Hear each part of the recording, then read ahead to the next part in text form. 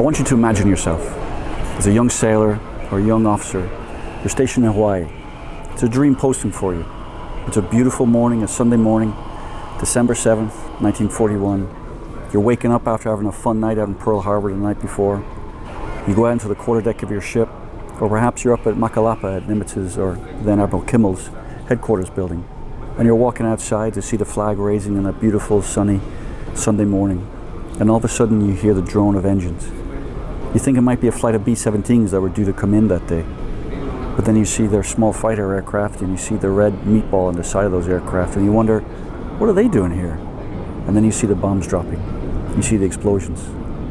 You see your shipmates running left, right, jumping overboard to avoid the bomb explosions and avoid the machine gun bullets strafing coming from those Japanese Zeros.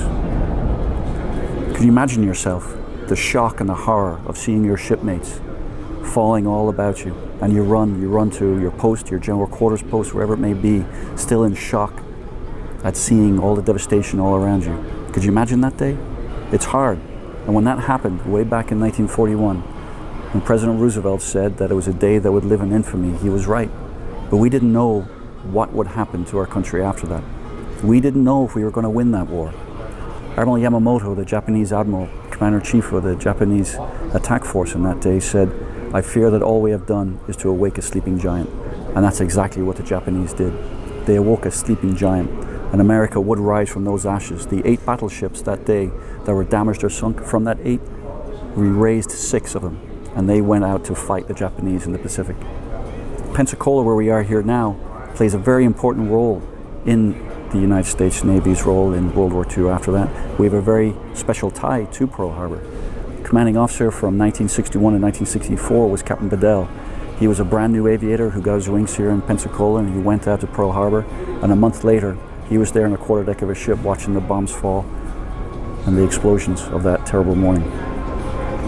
During the war, over 12,000 aviators were trained here. Aviators that went on to win the battles of Midway, Leyte Gulf, Okinawa, and the final bombs that were dropped in Tokyo.